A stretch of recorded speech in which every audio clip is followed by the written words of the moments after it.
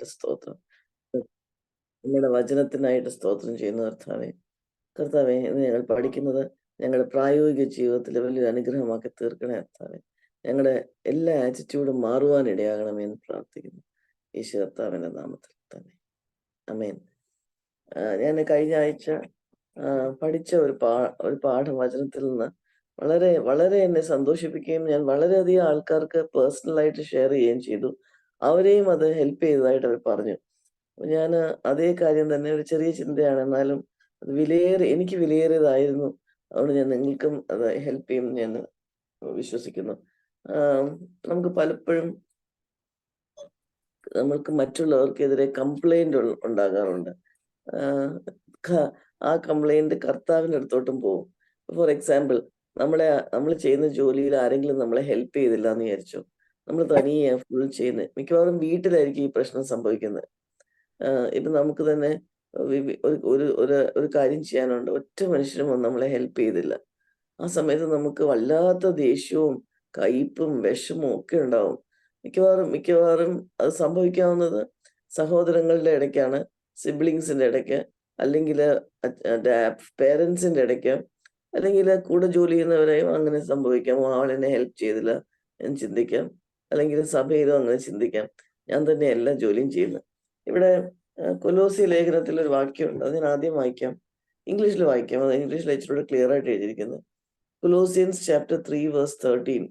കൊലോസി ലേഖനം 3-ാം അധ്യായം അതിന്റെ 13-ാം വാക്യം.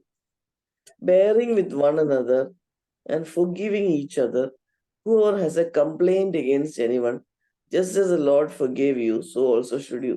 Whoever has a complaint against anyone എന്നാണ് ഇരിക്കുന്നത്. 13-ാം വാക്യം മലയാളത്തില്, ഒരുവന് വഴക്കുണ്ടായാൽ, ഞാൻ ആ വാക്ക് കൂടുതലായിട്ടും പറയാൻ ഉദ്ദേശിക്കുന്നത്, if anybody has A complaint against anyone. നമുക്ക് കംപ്ലൈന്റ് ഉണ്ടായിരുന്ന ഒരാളുടെ കാര്യം ചിന്തിക്കാം. ഇത് ആക്ച്വലി ഞങ്ങളുടെ ചേർച്ചിലെ രാഹുലിന്റെ കല്യാണത്തിന്റെ സമയത്ത് സാംചാൻ പറഞ്ഞ ഒരു വാക്യമാണ് എന്നെ അത് ഈ ചിന്ത ധരിപ്പിച്ചത്. ലൂക്കോസ് 10-ാം അധ്യായത്തില് ഇങ്ങനെ എഴുതിയിരിക്കുന്നത്, നമുക്കൊന്ന് വായിക്കാം 38 മുതൽ. പിന്നെ അവൻ യാത്ര പോകുകയിൽ അവനൊരു ഗ്രാമത്തിലെത്തി. മാർത്ത എന്ന പേരുള്ള ഒരു സ്ത്രീ അവനെ വീട്ടിൽ കൈക്കൊണ്ടു. അവൾക്ക് മറിയ എന്നൊരു സഹോദരി ഉണ്ടായിരുന്നു. അവൾ കർത്താവിന്റെ കാൽക്കൽ ഇരുന്ന് അവന്റെ വചനം കേട്ടുകൊണ്ടിരുന്നു. മാർത്തയോ വളരെ ശുശ്രൂഷയാൽ കുഴങ്ങിയിട്ട് അടുക്കെ വന്നു. കർത്താവേ, എന്റെ സഹോദരി ശുശ്രൂഷയ്ക്ക് എന്നെ തനിച്ചു വിട്ടിരിക്കുന്നതിനാൽ നിനക്ക് വിചാരമില്ലയോ? എന്നെ സഹായിപ്പാൻ അവളോട് കൽപ്പിച്ചാലും എന്ന് പറഞ്ഞു. അപ്പൊ ഇവിടെ മാർത്തയ്ക്ക് സ്വന്തം സഹോദരി മറിയക്കെതിരെ ഒരു കംപ്ലൈന്റ്. വീട്ടിലെ ജോലി ശുശ്രൂഷ ചെയ്യാൻ, പാചകം ചെയ്യാനൊക്കെ മറിയ തന്നെ ഹെൽപ്പ് ചെയ്യുന്നില്ല. ആ കംപ്ലൈന്റ് കർത്താവിനോടും പറയും, നിനക്ക് വിചാരമില്ലയോ എന്നെ തന്നെ വിട്ടിരിക്കുന്നതുകൊണ്ട്. ഞാൻ ഓർക്കുമായിരുന്നു, നമ്മളും ഇങ്ങനെ തന്നെയാ പറയുന്നത്. നമുക്ക് നമ്മളെ ഏതെങ്കിലും ഒരു കാര്യം നമ്മൾ ചിന്തിക്കുക, മറ്റേ ആള് നമ്മളെ ഹെൽപ്പ് ചെയ്തില്ല, അല്ലെങ്കിൽ നമ്മളെ പറ്റി ചിന്തിച്ചില്ല, ആ സമയത്ത് നമുക്ക് അവരോടും കംപ്ലൈന്റ്, കർത്താവിനോടും കംപ്ലൈന്റ്. കർത്താവ് എന്താ എന്നെ ഹെൽപ്പ് ചെയ്യാൻ വിടാത്തെ? ഞാൻ ഓർക്കും, ഒരു ദിവസം നമുക്ക് എത്ര പ്രാവശ്യം, ഞാൻ എൻ്റെ ഹൃദയത്തിൽ, എൻ്റെ മനസ്സിൽ എത്ര പ്രാവശ്യം മറ്റുള്ളവരോട് ആ രീതിയിൽ കംപ്ലൈന്റ് ഉണ്ടാവാറുണ്ട്, നീരസം ഉണ്ടാവാറുണ്ടെന്ന് ചിന്തിക്കുക. നീ മറിയെ പോലെ തന്നെയെന്നാ ഞാൻ പലപ്പോഴും നമുക്ക് മറിയെ കുറ്റം പറയും. പക്ഷെ നമ്മുടെ ജീവിതത്തിലും ഇതേ കാര്യം തന്നെയാണ്. We have a complaint against others, especially in our own family. ഏതെങ്കിലും കാര്യത്തിൽ ഹെൽപ്പ് ചെയ്യുന്നതായിക്കോട്ടെ, ഏതെങ്കിലും കാര്യത്തിലായിക്കോട്ടെ, നമുക്ക് ദൈവം ഒരു കുടുംബം തന്നിരിക്കുന്നത് ഏറ്റവും മനോഹരമായിട്ട് മുമ്പോട്ട് പോകാന്. ഞാൻ എൻ്റെ ഇളയ രണ്ടാമത്തെ മകളുടെ കുഞ്ഞുണ്ടായി, ഞങ്ങൾ എല്ലാവരും അവളെ എൻജോയ് ചെയ്തിരിക്കുന്ന സമയമാണ്. ഇപ്പൊ ഉണ്ടായതേ ഉള്ളൂ. ഈ സമയത്ത് എല്ലാവരുടെ അടുക്കും ഫ്രീ ആയിട്ട് പോകും.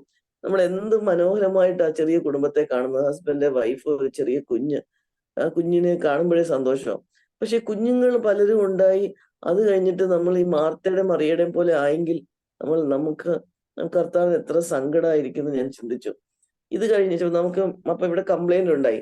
ഓക്കെ, നമ്മളിനി യോഹന്നാൻ 12 വരാം. യോഹന്നാൻ 12 ഈ സെയിം മാർത്തയും മറിയയുടെയും വീട്, അതൊന്ന് വായിക്കാം. യോഹന്നാൻ 12:1 തൊട്ട്.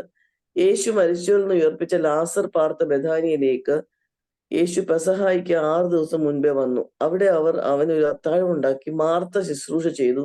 ലാസറോ അവനോടുകൂടെ പന്തിയിൽ ഇരുന്നവരിലായിരുന്നു ഒരുവനായിരുന്നു. അപ്പോൾ മറിയ വിലയേറിയ സ്വച്ഛജട മാംസി തൈലം ഒരു റാത്തലെടുത്ത് യേശുവിന്റെ കാലിൽ പൂശി തന്റെ തലമുടി കൊണ്ട് കാൽ തുവർത്തി തൈലത്തിന്റെ സൗരഭ്യം കൊണ്ട് വീട് നിറഞ്ഞു. അവിടെ യൂദ അവിടെ കംപ്ലൈന്റ് പറയുന്നതായിട്ട് നമുക്ക് കാണാം. അപ്പം ആക്ച്വലി ഈ ഭാഗം നോക്കുമ്പോൾ എന്തുവാ, ഇവിടെയും മാർത്ത ശുശ്രൂഷ ചെയ്തു. മാർത്തയ്ക്ക് ഇപ്പൊ തന്റെ റോള് കർത്താവിന്റെ ബന്ധത്തിൽ അല്ലെങ്കിൽ ആ കുടുംബത്തിൽ എന്താണെന്ന് മാർത്തയ്ക്ക് മനസ്സിലായി. അതെ, മാർത്തയ്ക്ക് ശുശ്രൂഷ ചെയ്തു, പക്ഷെ ഒരു കംപ്ലൈന്റും ഇപ്പൊ ഇല്ല. ഇത് എനിക്ക് കഴിഞ്ഞ ദിവസം സാംചാൻ അതിങ്ങനെ പ്രസംഗിച്ചപ്പോ എന്നെ വളരെയധികം ചിന്തിപ്പിച്ചു, എന്നെ പിടിച്ചു കുലുക്കി. അത് എങ്ങനെയായി മാർത്തയ്ക്ക് ഈ ചേഞ്ച് വന്നത്? അതാണ് അതിനകത്തെ രഹസ്യം. നമ്മുടെ ജീവിതത്തിലും കംപ്ലൈന്റ് ഇല്ലാതെ ആവണമെങ്കിൽ ഈ കാര്യം നടന്നു കഴിഞ്ഞാൽ നമ്മുടെ എല്ലാ പരാതികളും മാറും. മാർത്തയ്ക്കുണ്ടായ ചേഞ്ച് കർത്താവിനെ ഒന്നും കൂടെ മനസ്സിലായി. ഇത്രയും നാളും കർത്താവിനെ എപ്പോഴും എപ്പോഴും വീട്ടിൽ വരുമായിരുന്നു, സന്തോഷമായിരുന്നു, ഒക്കെ പല കാര്യങ്ങൾ കണ്ടു. പക്ഷെ കർത്താവിന്റെ മഹത്വം ഒന്നും കൂടെ മനസ്സിലായി. കർത്താവ് ലാസറെ, തന്റെ സഹോദരനെ മരിച്ചു നാറ്റം വെച്ച ലാസറിനെ ഉയർപ്പിച്ചത് മാർത്ത സ്വന്തം കണ്ണുകൊണ്ട് കണ്ടു. മാർത്തയുടെ എല്ലാ കംപ്ലൈന്റും നമുക്ക് എന്താ വേണ്ടത്? നമ്മൾ തന്നെ ചിന്തിച്ചാൽ മതി. നമുക്ക് ആർക്കെതിരെയെങ്കിലും ഒരു കംപ്ലൈന്റ് ഉണ്ടെങ്കിൽ നമുക്ക് സൊല്യൂഷൻ ഇപ്പൊ മനസ്സിലാക്കാൻ കഴിയും. കർത്താവിനെ പറ്റി ഒരു പുതിയ ദർശനം, കർത്താവിന്റെ മഹത്വം കാണുമ്പോൾ ഏറ്റവും ഏറ്റവും ചെറിയ, ഏറ്റവും കുറഞ്ഞ ജോലിയും ഏറ്റവും ചെറിയ കാര്യവും നമുക്ക് ഏറ്റവും കർത്താവിന് വേണ്ടി അത് ചെയ്യുകയും അത് ഏറ്റവും മഹത്വപരമായിരിക്കുകയും ആയിട്ട് നമുക്ക് മനസ്സിലാവും. നമുക്ക് കംപ്ലൈന്റേ കാണത്തില്ല. നമുക്ക് മനസ്സിലാവും, ഇപ്പൊ ഞാൻ ചെയ്യുന്ന ജോലി എന്നെ കർത്താവ് ഏൽപ്പിച്ച ജോലി എനിക്ക് കർത്താവിന് വേണ്ടി ഞാൻ ചെയ്യുക. എനിക്ക് ആരുടെയും സഹായം അതിനകത്ത് ആവശ്യമില്ല. കാരണം എന്റെ ഹൃദയവും ചിന്തയും മുഴുവൻ കർത്താവിങ്കിലേക്കാ. കർത്താവിന് വേണ്ടി കർത്താവിന് വേണ്ടി എനിക്ക് എത്ര ചെയ്യാൻ പറ്റും? ഇച്ചിരി കൂടെ വയ്യായാലും എനിക്ക് എങ്ങനെ ചെയ്യാൻ പറ്റും? ഇത് ഞാൻ കർത്താവിന് വേണ്ടിയല്ലേ ചെയ്യുന്നത്. എനിക്ക് വലിയ പദവിയാ, ഞാൻ തന്നെ ഇത് കർത്താവിന് വേണ്ടി ചെയ്യുന്നത്. ഇങ്ങനെ ഒരു വലിയ വ്യത്യാസം. അതായത് serving without complaining. No complaints against own sister, no complaints against the lord. ആദ്യത്തെ ഭാഗത്ത് മാർത്തയ്ക്കെതിരെയും മറിയയ്ക്കെതിരെയും കംപ്ലൈന്റ് ആയിരുന്നു. മാർത്തയ്ക്ക് കർത്താവിനെതിരെയും കംപ്ലൈന്റ്. ദൈവം എന്താ എന്റെ കാര്യങ്ങൾ മനസ്സിലാക്കാത്തത്? ദൈവം എന്താ ഇങ്ങനെ ചെയ്യുന്നത്? ഇങ്ങനെയൊക്കെയാണ് നമ്മൾ ചോദിക്കുന്നത്. മനസ്സിൽ പലപ്പോഴും പുറത്ത് ആരോടും പറഞ്ഞില്ലെങ്കിലും നമ്മുടെ ഹൃദയത്തിൽ നമുക്ക് ആ ചിന്ത കാണും. ദൈവം നമ്മളെ സഹായിക്കട്ടെ. നമുക്ക് എന്താ ഇവിടെ വേണ്ടത്? മാർത്തയുടെ കൂട്ടൊരു ട്രാൻസ്ഫോർമേഷൻ, മറിയയ്ക്കും അവിടെ ട്രാൻസ്ഫോർമേഷൻ ഉണ്ടായി. മറിയ ആദ്യം കർത്താവ് വന്നപ്പോൾ കർത്താവ് പറയുന്നതൊക്കെ ഈഗറായിട്ട് കേൾക്കാൻ കാത്തിരിക്കുമായിരുന്നു. അപ്പൊ എന്തു പറ്റി? ലാസറിന്റെ ഉയർപ്പിന് ശേഷം ഇപ്പം മറിയ ആരാധിക്കുക, പരിമള തൈലം പൂശി ആരാധിക്കുക. മാർത്തയ്ക്ക് അത് കണ്ടിട്ടും കംപ്ലൈന്റ് ഇല്ല. മാർത്തയ്ക്ക് മനസ്സിലായി കർത്താവ് ഓരോരുത്തരെയും ഓരോ സ്ഥാനത്ത് ആക്കിയിരിക്കുക. മറിയ ആരാധിക്കുന്നെങ്കിൽ അതിനകത്ത് മാർത്തയും കൂടെ ഉണ്ട്. നമ്മളെ ദൈവം, ഞാൻ എപ്പോഴും ഓർക്കും, കഴിഞ്ഞ ദിവസം ഞാൻ ഒരു ഹസ്ബൻഡ് വൈഫിനോട് സംസാരിക്കുമായിരുന്നു. ഒരാൾക്കെതിരെ ഭയങ്കര കംപ്ലൈന്റ് ആയിരുന്നു. അപ്പൊ എന്താ ഹസ്ബൻഡ് ഒന്നും ഒട്ടും ഹെൽപ്പ് ചെയ്യുന്നില്ല. ഞാൻ അവരോട് പറയുമായിരുന്നു, മോളെ നമുക്ക് ഓരോരുത്തർക്കും വേറെ വേറെ റോൾസാ ദൈവം തന്നിരിക്കുന്നത്. ആ റോൾസ് ദൈവം അത് ഫുൾഫിൽ ചെയ്ത് കാണാൻ ആഗ്രഹിക്കുന്നത്, നമ്മളെ ഏൽപ്പിച്ച റോള്. അപ്പൊ നമ്മളൊരു കുടുംബത്തിലായിരിക്കുമ്പോൾ നമുക്ക് അങ്ങനെയാ. നമുക്ക് കർത്താവാ നമ്മളെ ആക്കിയിരിക്കുന്നത്. അതിനകത്ത് ചെയ്യാനുള്ള ബലം തരുന്നത്, ആകുന്നത് കൃപയാലാകുന്നു എന്ന് പൗലോസ് കൊരിന്ത്യലേഖനത്തിൽ പറയുന്നുണ്ട്. ഞാൻ ആകുന്നത് കൃപയാലാകുന്നു. അപ്പം ആ റോള് നമ്മള് ഫുൾഫിൽ ചെയ്യാനായിട്ട് കർത്താവ് നോക്കിയിരിക്കുക. അത് ഫുൾഫിൽ ചെയ്യാനായിട്ട് ദൈവം വെറുതെ വിടത്തില്ല. നമ്മളെ ഹെൽപ്പ് ചെയ്യും. എല്ലാ കാര്യങ്ങളും ഞാൻ ഈ ദിവസം ചിന്തിക്കുമായിരുന്നു. ആക്ച്വലി ഞാൻ ഇന്നത്തെ ദിവസം എനിക്ക് ആക്ച്വലി ജോലിക്ക് ഞാൻ സാധാരണ ഓഫാ. പക്ഷെ ഇന്ന് എനിക്ക് ഇടയ്ക്ക് കുറെ ദിവസം ലീവ് എടുത്തതുകൊണ്ട് ഞാൻ ഇന്ന് വർക്ക് ചെയ്യാനായിട്ട് തീരുമാനിച്ചു. അവിടെ ഹോസ്പിറ്റലിൽ പറയുകയും ചെയ്തു. പക്ഷെ വളരെ അതിശയമായിരിക്കെ എനിക്ക് ലീവ് എടുക്കാൻ പറ്റി. എനിക്ക് ഇന്ന് ഓഫ് എടുക്കാൻ പറ്റി. ഞാൻ ഓർക്കുമായിരുന്നു, ഇന്ന് കർത്താവിന് അറിയാം എനിക്ക് ഇന്നത്തെ ദിവസത്തിന്റെ ആവശ്യങ്ങൾ എന്താണ്. അതനുസരിച്ച് കർത്താവാണ് എനിക്ക് ആ ഓഫ് തന്നതും ജോലി ചെയ്യാനുള്ള മനസ്സ് തന്നതും. ഞാൻ പറയാൻ വന്നത്, നമുക്ക് കംപ്ലൈൻസിന്റെ ആവശ്യമേ ഇല്ല. ഏതെങ്കിലും കാര്യം കർത്താവ് നമ്മളെ ഏൽപ്പിച്ചിട്ടുണ്ടോ അത് ചെയ്യാനായിട്ടുള്ള കഴിവ് തരും. എനിക്കിന്ന് തന്ന പോലെ കർത്താവ് നമുക്ക് റെസ്റ്റ് വേണമെങ്കിൽ റെസ്റ്റ് തരും. നമ്മളും കർത്താവുമായിട്ട്. അപ്പൊ നമുക്ക് എന്ത് പറ്റും? മറ്റുള്ളവരെ നമുക്ക് സെർവ് ചെയ്യാൻ പറ്റും. എപ്പോഴും നമ്മൾ ആഗ്രഹിക്കുന്നത് മറ്റുള്ളവർ നമ്മളെ സെർവ് ചെയ്യണമെന്ന്, അല്ലെങ്കിൽ മറ്റുള്ളവർ നമ്മളെ ഹെൽപ്പ് ചെയ്യണമെന്ന്, മറ്റുള്ളവർ നമ്മളുടെ കാര്യങ്ങൾ നോക്കണമെന്ന്. അങ്ങനെയല്ല. കർത്താവ് ആഗ്രഹിക്കുന്നത് കർത്താവ് ശുശ്രൂഷ ചെയ്യിപ്പാനല്ല, ശുശ്രൂഷിപ്പാനും അനേകർക്ക് വേണ്ടി തന്റെ ജീവനെ മറുവിലയായി കൊടുപ്പാനും അത്രേ വന്നത്. നമ്മളെ കൊണ്ടും കർത്താവ് ആഗ്രഹിക്കുന്ന അങ്ങനെയാ, മറ്റുള്ളവരെ ശുശ്രൂഷിക്കാൻ, മറ്റുള്ളവർക്ക് വേണ്ടി ജീവനെ കൊടുക്കാൻ. അങ്ങനെയാ കർത്താവ് ആഗ്രഹിക്കുന്നത്. പക്ഷെ പലപ്പോഴും നമ്മള് സാത്താന്റെ ആ കെണിയിൽപ്പെട്ട് നമുക്ക് പരാതി മാത്രമേ ഉള്ളൂ. ദൈവം നമ്മളെ സഹായിക്കട്ടെ, ദൈവം എന്നെ സഹായിക്കട്ടെ, നമ്മൾ ഓരോരുത്തരെയും കർത്താവ് സഹായിക്കട്ടെ. നമ്മുടെ ഹസ്ബൻഡ്സിനെതിരെയോ, നമ്മുടെ പേരൻസിന്റെ ഇടയോ, നമ്മുടെ മക്കളുടെ എതിരെയോ, സഹോദരി സഹോദരന്മാർക്കെതിരെയോ നമുക്ക് കംപ്ലൈന്റ് ആവശ്യമില്ല. കാരണം ദൈവം നമുക്ക് ഏൽപ്പിച്ചത് മാത്രമേ നമുക്കുള്ളൂ. അത് ചെയ്യാൻ ദൈവം നമ്മളെ സഹായിക്കും. പക്ഷെ ഈ കാര്യങ്ങൾ നമ്മൾ മനസ്സിലാക്കണമെങ്കിൽ ഒരു പുതിയ ദർശനം കർത്താവിനെ പറ്റി വേണം. ആ ദർശനം ദൈവവചനത്തിൽ കൂടിയാ. ഞാൻ ആ ചെറിയൊരു ദൈവവചനം കേട്ടപ്പോഴത്തേക്ക് എന്റെ മനസ്സിൽ, എന്റെ ആത്മാവിൽ വലിയ വ്യത്യാസം ഉണ്ടായി. നമ്മൾ ഓരോരുത്തരും ദൈവം സഹായിക്കട്ടെ. അതായത് ശുശ്രൂഷിപ്പാൻ വിത്തൗട്ട് കംപ്ലൈനിങ് ദൈവം നമ്മളെ സഹായിക്കട്ടെ. ആർക്കെങ്കിലും ഒരാൾക്ക് പ്രാർത്ഥിച്ച് അവസാനിപ്പിക്കാം.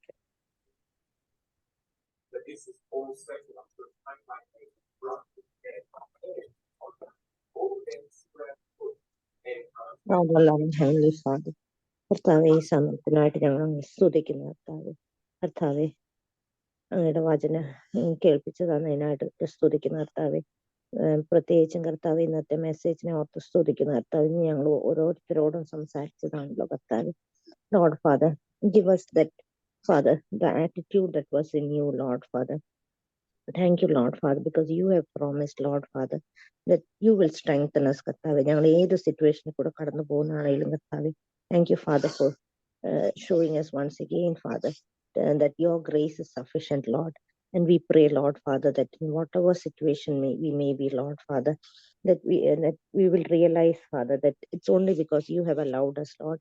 And we pray, Lord Father, that you will give us the grace, Father, to that wherever we are placed, that we would serve, Father, with a heart of servitude, Lord. Thank you, Lord Father, for this time, Lord. Thank you, Father, for speaking to each one of us. In Jesus' name we pray. Amen. Praise the Lord.